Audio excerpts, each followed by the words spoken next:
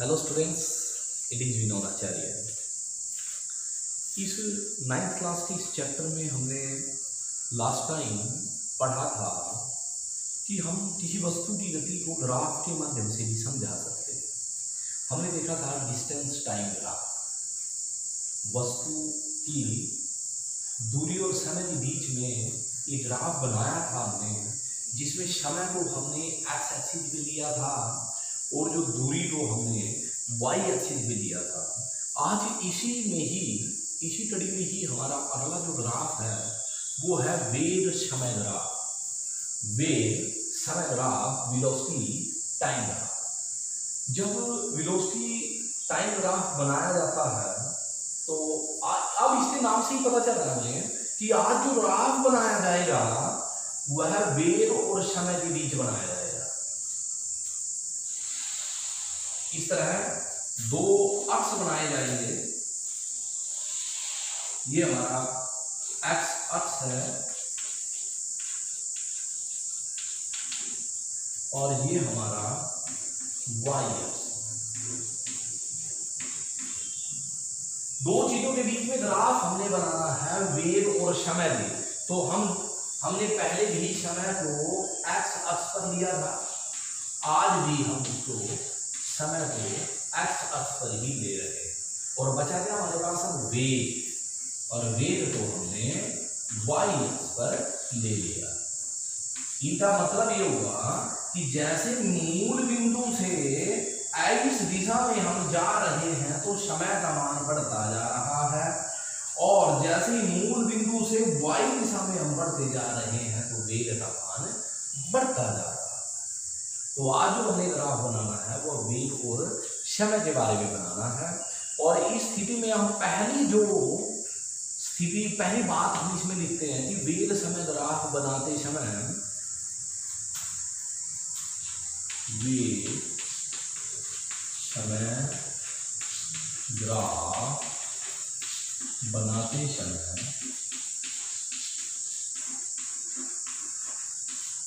वेग समय ग्राफ बनाते समय वेग को वाई अक्ष पर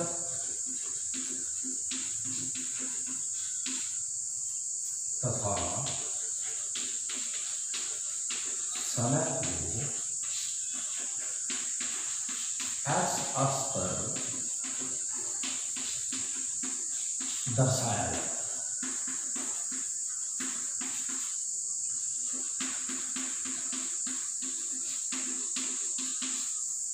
इसमें हम पहला जो शर्त लेते हैं, या फिर हम तीन तरह से हम वेग की बात कर सकते हैं।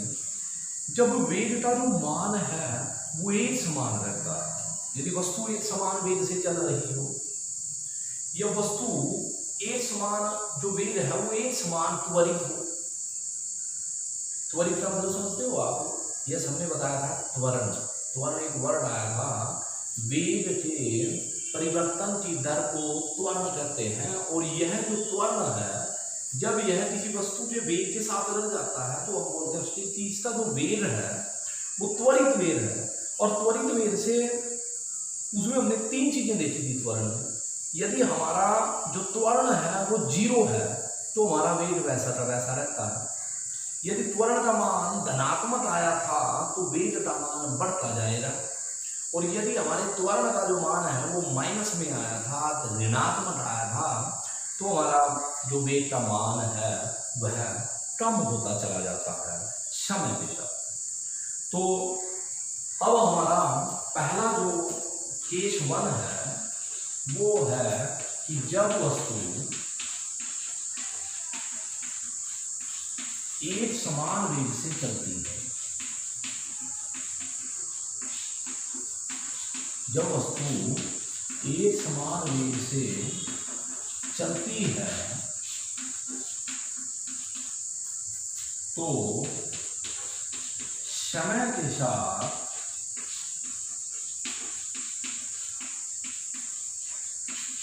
उसका मान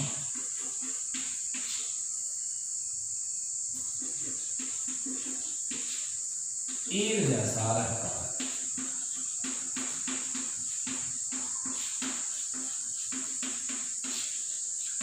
इसका मतलब ये हुआ कि जब वस्तु एक समान वेग से चलती है, एक समान वेग का मतलब ये हो रहा है कि उसकी वैल्यू चेंज नहीं होगी। मान लो वेग का जो मान है वो है 20 मीटर पर सेकंड और ये इसी वेग से चलती रही, तो जब आप time loaded time t equal to 1 तब भी आपको 20 मीटर पर सेकंड मिलेगा।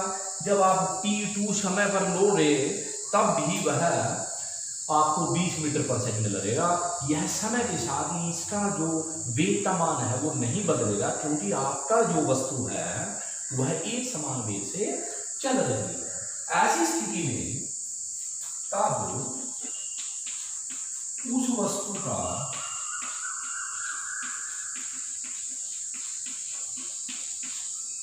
जब वस्तु एक समान वेग से चलती है तो समय के साथ उसका मान एक जैसा रहता है, तब उस वस्तु का वेग समय ग्राफ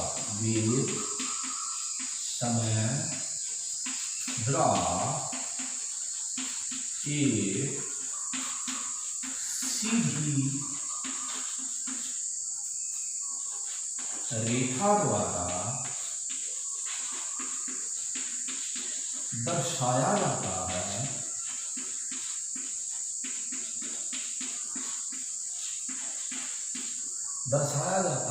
जो समय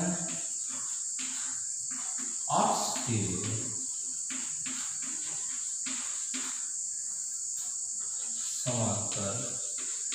समानांतर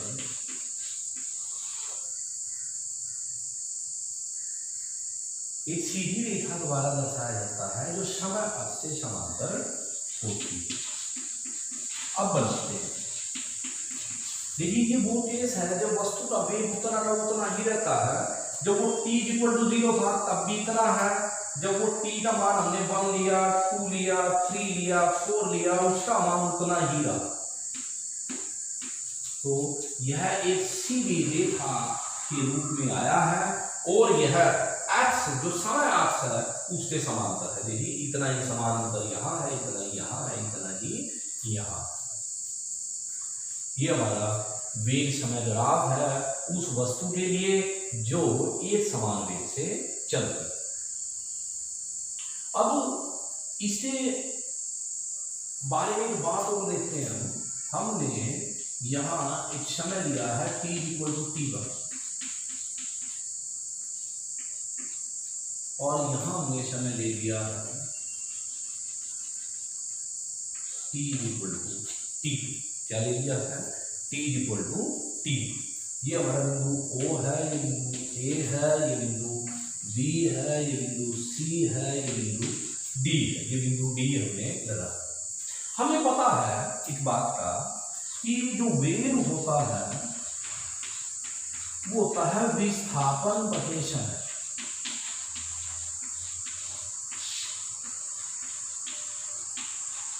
यहां से हम एक बात और पता लगा सकते हैं कि वेग, इसे सारा मल्टीप्लाई कीजिए इसको आर बार गुना, वेग और समय की जब गुना हो जाती है तो वह विस्थापन होता है, वेग और समय की जब गुना हो जाती है तो वह विस्थापन हो जाता है। अब जहां हमने यहां मैंने बोला है अभी कि यह हमारा, अब एक वस्तु, ध्यान सुनिए, अब एक वस्तु एक निश्चित वेग के साथ चल रही है। चलते चलते हमारे मन में आया कि चलो इसको ऑब्जर्व करते हैं। हमने क्या किया, T1 से अपना काम शुरू किया, T1 पे इतनी वैल्यू थी और T2 तक ऑब्जर्व किया। तो समय अंतराल कितना हुआ हमारा? T2 minus T1। समय अंतराल हमने T1 से शुरू किया और T2 तक ऑब्जर्व किया, हमने देखते रहे हम उसको। तो हमारा समय अंतराल आया इतना और वेग हमारा उतना का उतना ही। तो अब हम यहां से एक बात निकालना चाहते हैं कि हमारे पास ये ग्राफ है, ये लाइन हमारी ग्राफ, ये लाइन हमारी वेग समय ग्राफ है। हम इस लाइन के नीचे जो क्षेत्रफल है वो निकालना चाहते हैं इन दो बिंदुओं के बीच। ये देखो ये अब ना ये पूरी की पूरी एक आयत हमारे पास आ चुकी है, इसका हम क्षेत्रफल निकालते हैं। इसका क्षेत्रफल निकालते हैं, उसके बाद देखते हैं भी हमने ये क्षेत्रफल क्यों निकाला, इससे हमें कोई फायदा हुआ या नहीं हुआ, पहले इसका क्षेत्रफल निकालते हैं। इस जो हमारे पास एक आयत बनके हमारे सामने आ रही है, इसका क्षेत्रफल हम निकालते हैं। अब ये जो आयत बन चुकी है, इसमें एक भुजा तो है ए बी या फिर सी डी, ये दोनों बराबर है। दूसरी भुजा है ये, और ये कितनी है, वी के बराबर है। इस बिंदु पे भी इतना वी है, और यहां से यहां तक जो समय है हमारा वो t2 माइनस t1। तो हमने जो आयताकार क्षेत्रफल आया है, या ये निकालो कि ये आयत भी हो सकती है, ये कोई वर्ग भी बन सकता है। ए बी सी डी का क्षेत्रफल, ए बी सी डी का क्षेत्रफल, ये कितना हुआ हमारा क्षेत्रफल आया हमारा ए बी लंबाई गुणा में चौड़ाई, बी सी का चौड़ाई, ये लंबाई होगी और ये चौड़ाई होगी। और ए बी कितना हमारा T2 minus T1 into B C कितना है, जितना ये है और ये कितना है, ये बी। और T2 माइनस T1 क्या है भाई, ये है अंतिम समय में से प्रारंभिक समय माइनस किया है, ये है समय। और v क्या है, ये है वेग। अभी थोड़ी देर पहले हमने देखा था कि जब वेग और समय की गुणा होती है तो विस्थापन आता है। इसका मतलब ये क्या आया, आयत ए बी सी डी का जो क्षेत्रफल आया है वो क्या दर्शा रहा है, वह वस्तु का विस्थापन दर्शा रहा है, वह वस्तु का विस्थापन दर्शा रहा है। अब यहां से अब हमने जो आयत ए बी सी डी का क्षेत्रफल निकाला है, इसका मतलब ये हुआ कि वेग समय ग्राफ जितना क्षेत्रफल घेरता है, जितना क्षेत्रफल घेरता है एक निश्चित समय अंतराल में, वह उस वस्तु के विस्थापन के बारे में बताता है। तो हमने इस लाइन में ऐसे लिखा कि वेग समय ग्राफ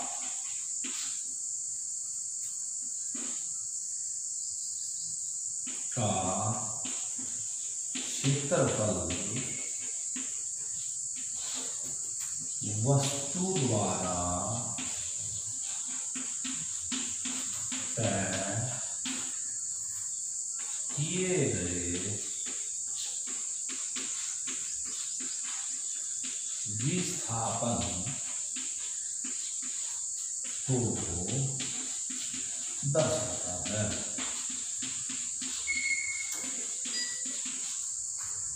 विस्थापन को दर्शाता है। अब उसी तरह यदि हम त्वरित वेग की बात करें, अब ये केस दो आया हमारे पास, एक समान त्वरित वेग। त्वरित वेग का मतलब है कि अब यह जो वेग है, यह इसमें त्वरण है। त्वरण का मतलब ये हो गया कि वह चेंज हो रहा है, वो भी एक समान चेंज हो रहा है। और यदि वो एक समान चेंज हो रहा है तो उसका जो ग्राफ आएगा वो ऐसे आएगा। अब ये कौन से वेग के लिए है, एक समान त्वरित वेग के लिए है। ये हमारा वेग समय ग्राफ है जो एक समान त्वरित वेग के लिए आएगा। और एक समान त्वरित वेग में भी हम उसी तरह ये T1 पर उसका वेग इतना था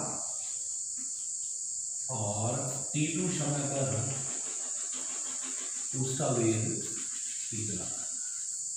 दोबारा फिर इस क्षेत्र इसका भी हम क्षेत्रफल निकाल सकते हैं।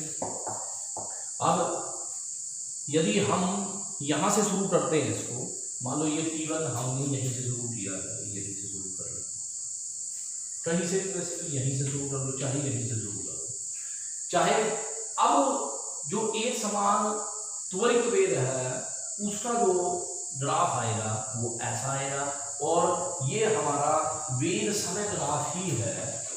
लेकिन अब की बार यह है एक समान त्वरित वाली स्थिति में है, एक समान त्वरित वाली स्थिति में है। और इस स्थिति में जो अब ये हमें पता ही चल गया है कि वेग समय ग्राफ का जो ग्राफ बनता है, ये लाइन बनती है, इसके नीचे जो भी आप जो एरिया अंडर द कर्व है, इसे जो भी क्षेत्रफल इस ग्राफ द्वारा घेरा जाता है वह इस वस्तु द्वारा तय किए गए विस्थापन के बारे में जानकारी देता है। और तीसरा केस है हमारा असमान त्वरित वेग के लिए, असमान त्वरित वेग के लिए। असमान त्वरित वेग में हमारा जो